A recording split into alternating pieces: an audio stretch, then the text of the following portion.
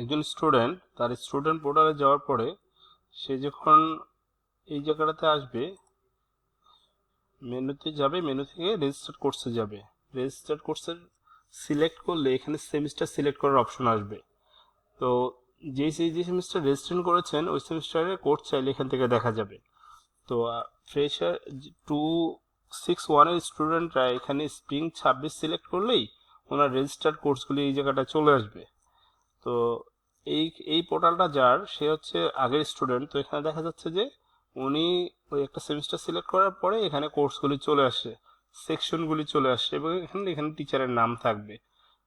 Semester select করার পরে যদি কোর্স না আসে তাহলে বুঝতে হবে যে আপনার রেজিস্ট্রেশন হয়নি, আর কোর্সগুলি চলে আসলে বুঝতে হবে যে আপনার ঠিকমতো রেজিস্ট্রেশন হয়েছে।